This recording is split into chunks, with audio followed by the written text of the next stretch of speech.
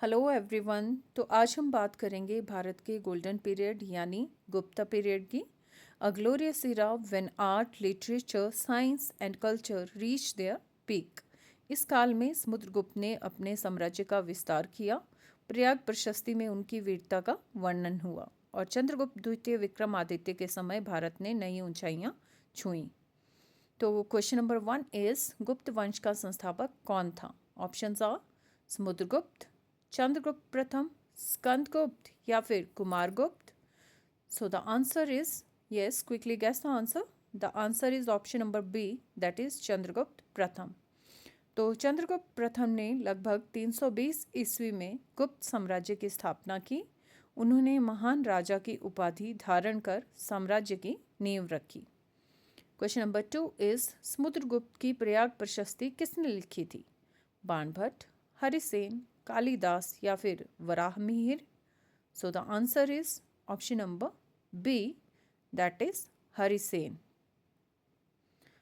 तो हरिसेन समुद्रगुप्त का दरबारी कवि और सेनापति था। उसकी रचना प्रयाग प्रशस्ति में सम्राट की विजयों और गुणों का वर्णन है। Next question is question number 3। Prayag प्रशस्ति किस लिपि में अंकित है?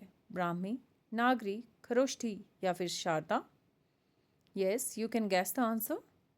The answer is option number A, that is Brahmi. तो यह अशोक के स्तंभ पर ब्राह्मी लिपि और संस्कृत भाषा में अंकित है। यह गुप्तकालीन साहित्यिक समृद्धि का प्रमाण है। सो the answer is option number A, Brahmi. Question number 4 is Gupta काल को भारत का स्वर्ण युग क्यों कहा जाता है? ऑप्शंस आर कला साहित्य के उत्कर्ष के कारण, विदेशी आक्रमणों की कमी के कारण, व्यापार के कारण या फिर युद्धों के कारण। The answer is option number A, that is कला साहित्य के उत्कर्ष के कारण।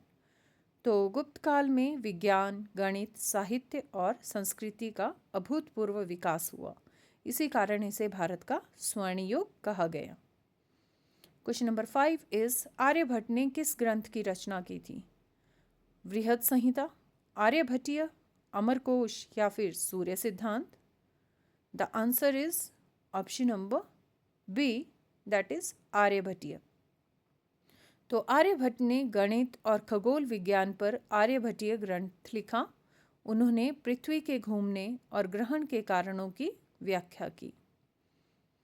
क्वेश्चन नंबर 6 इज नालंदा विश्वविद्यालय की स्थापना किसने की थी? समुद्रगुप्त, कुमारगुप्त, चंद्रगुप्त टू या फिर Skandagupta. So the answer is option number B, that is Kumaragupta. Kumaragupta ने बिहार में नालंदा विश्वविद्यालय की स्थापना की। यह शिक्षा का प्रसिद्ध अंतर्राष्ट्रीय केंद्र बना। Next question is question number 7। गुप्त काल का प्रसिद्ध नाटककार कौन था? कालिदास, भास, विशाखदत्त या फिर Dandin. What do you think, which is the right answer? The answer is option number ए, कालिदास। तो कालिदास गुप्त दरबार के महान कवि और नाटककार थे। उनकी रचनाएं मेघदूत, रघुवंश और अभिज्ञान शकुंतलम आज भी प्रसिद्ध हैं। क्वेश्चन नंबर 8 इज मुद्रा राक्षस नाटक के लेखक कौन थे? कालिदास, विशाखदत्त, वराहमिहिर या फिर अमर सिंह।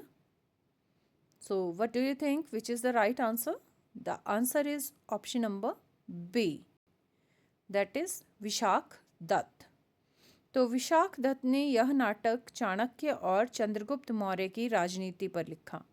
यह गुप्त काल की राजनीतिक बुद्धिमत्ता का उदाहरण है। क्वेश्चन नंबर 9 इज वराहमिहिर का प्रमुख ग्रंथ कौन सा है? आर्यभट्टीय, बृहद संहिता, अमरकोश या फिर Panchatantra. Yes, quickly guess the answer guys. The answer is option number B, that is Brihat Samhita. तो बृहद संहिता ज्योतिष, ग्रह, मौसम और वास्तुशास्त्र पर आधारित ग्रंथ है।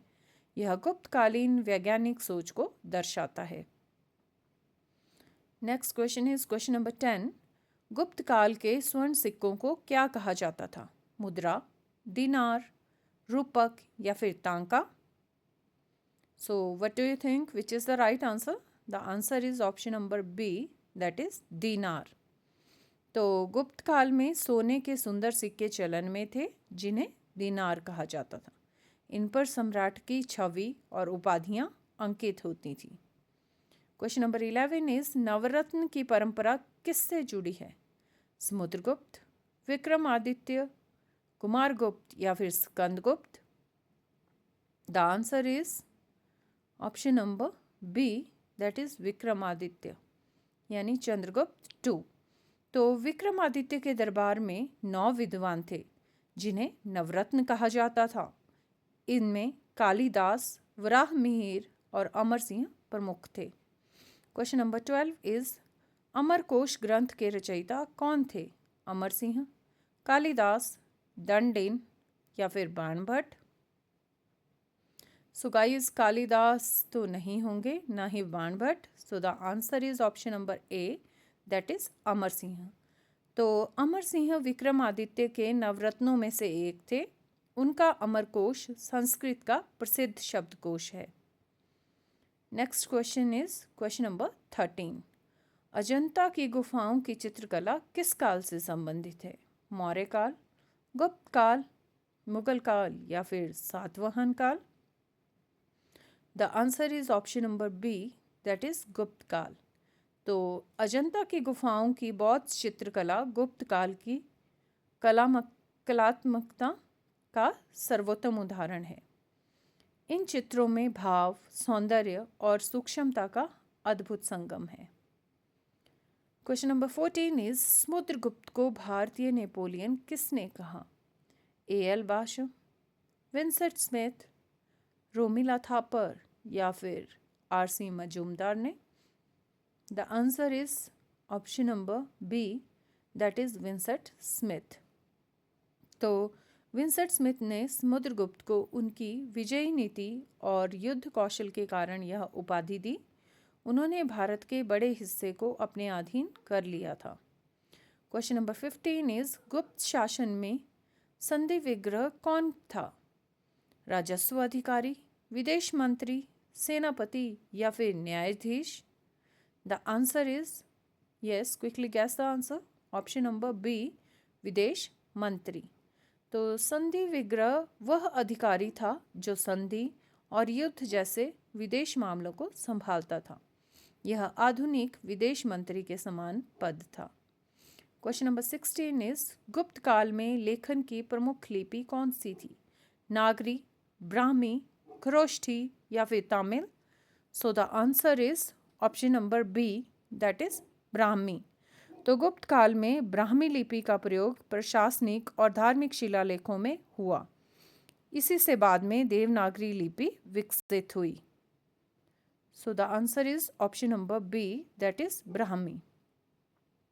Question number 17 is Chandragupta II ने कौन सा उपनाम धारण किया था? विक्रमादित्य, देवगुप्त, राजेंद्र या फिर Aryaveer? Yes, quickly guess the answer. The answer is option number A, that is Vikramaditya. तो चंद्रगुप्त द्वितीय ने विक्रमादित्य की उपाधि धारण की। उनके शासन में कला और साहित्य का उत्कर्ष हुआ। सो the answer is option number A. Question number 18 is Gupta काल में कौन सी धातु सबसे अधिक प्रयोग में थी? लोहा, सोना, तांबा या फिर चांदी? So guys, I know everybody knows the answer of this question. The answer is option number B, that is सोना। तो गुप्त काल में स्वर्ण सिक्कों की प्रचुरता थी और यह आर्थिक समृद्धि का प्रतीक था। So the answer is option number B, सोना। Next question is question number 19। गुप्तकालीन विज्ञान का प्रमुख क्षेत्र कौन सा था? रसायन विज्ञान, खगोल व गणित, चिकित्सा या फिर कृषि? The answer is option number B, खगोल व गणित।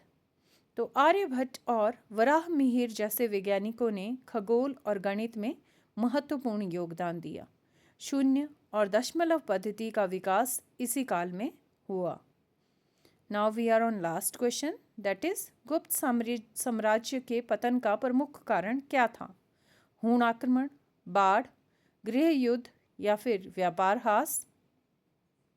सो the answer is option number A, that is हूण आक्रमण। तो हूणों के आक्रमणों से गुप्त साम्राज्य कमजोर हुआ। स्कंदगुप्त ने उनका सामना किया, परंतु बाद में साम्राज्य विखंडित हो गया।